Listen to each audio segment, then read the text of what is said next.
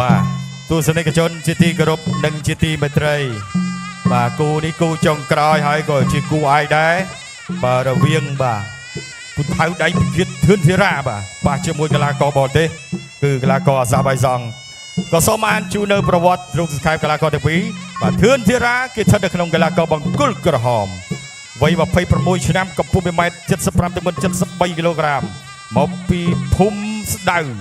បាទឃុំព្រៃកណ្ដៀងស្រុកពីមរកខេត្តព្រៃវែងបាទទីអាដៃជូនអ្នកព្រៃវែងមួយបងប្អូនបាត់ពិសោធន៍175ដងឈ្នះ149ចាញ់17ស្មើ9ក្នុងនោះធ្លាប់ផ្ដួលគូប្រកួត150ដងប្រកួតចុងក្រោយឈ្នះកីឡាករមកពីប្រទេសនេប៉ាល់10ពិន្ទុថ្វាយបង្គំគ្រូរបៀបរំលឹកគុណគ្រូជាកូនសិស្សរបស់លោកឌុនរដ្ឋាមកពីក្លឹប NPN សមាលីគុណខ្មែរនៃសមាគមកីឡាផ្ដាល់បាទខេត្តបន្ទាយមានជ័យបាទរីឯបង្គោលខៀវបាទរ៉ូសឡែនណាគីយ៉ាវវ័យ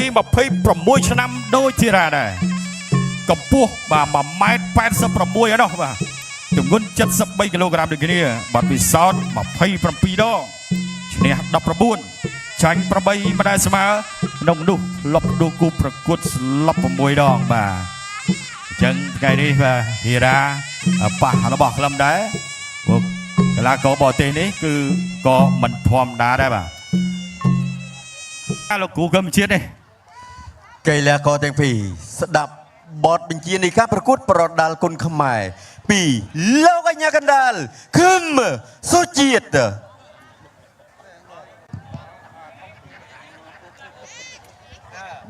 បាទបងប្អូនណាកុំព្រិចភ្នែកគូហ្នឹងបាទតែព្រិចភ្នែកផ្លត់អត់បានកន្លែងជក់ចិត្តបាទបាទប៊ូស្រងនៅជាតិទេបាទជាតិនេះឆ្ងាញ់ទេបាទ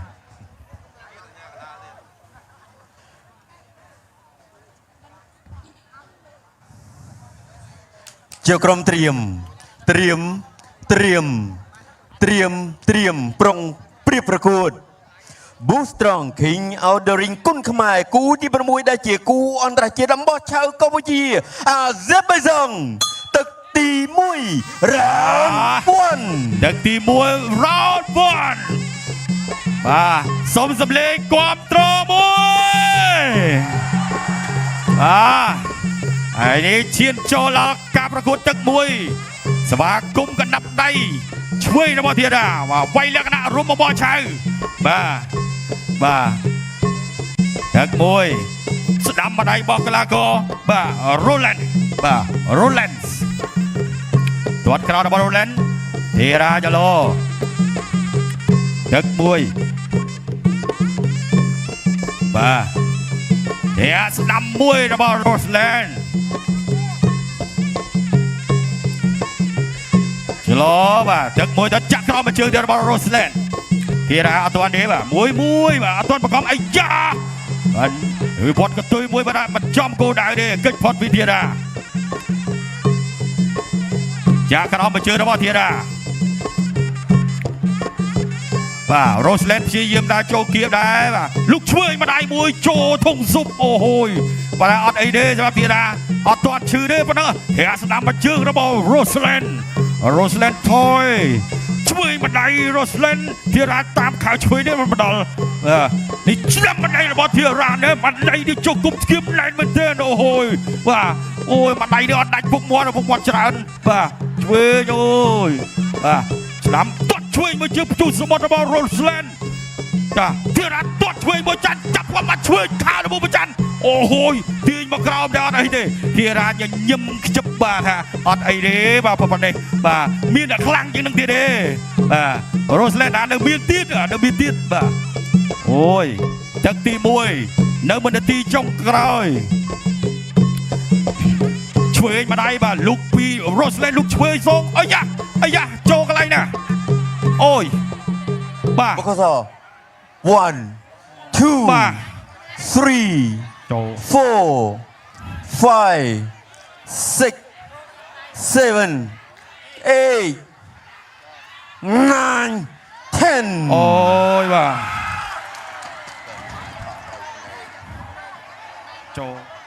បាទសោកស្ដាយមែនទេបងប្អូន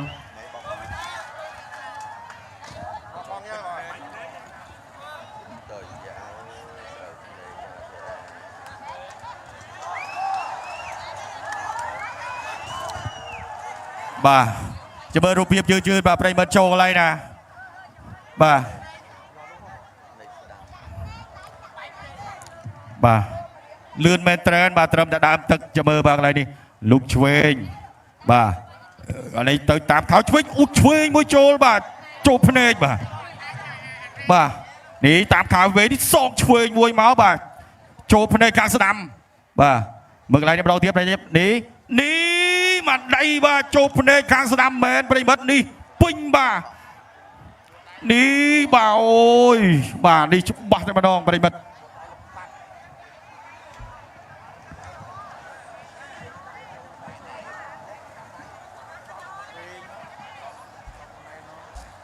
បាទនេះជាការប្រកួតលក្ខណៈអំបោះឆៅបាទពេលខ្លះបាទចំកន្លែងណាផ្សេងអាចស៊ូបានបាទតែបើចំកន្លែងភ្នែកនេះគឺពិបាកបាទព្រោះណាចំឲ្យពិបាកមើលទៀតបាទបើកង់ធម្មតាបាទគឺអាចបាទលោកក្រុមគ្រូពេទ្យបាទកំពុងតែជួយបាទពិនិត្យបាទទៅលើបាទរបួសរបស់ធឿនធីតាបាទនេះបាទព្យាយាមបាទញុះបាទគឺវាយតិចដែរទេប៉ុន្តែ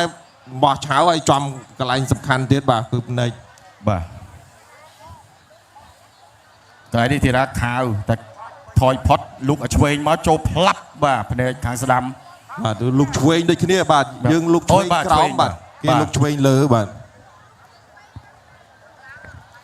ទចូលរួមសោកស្ដាយបាទសម្រាប់ធឿនធីរ៉ា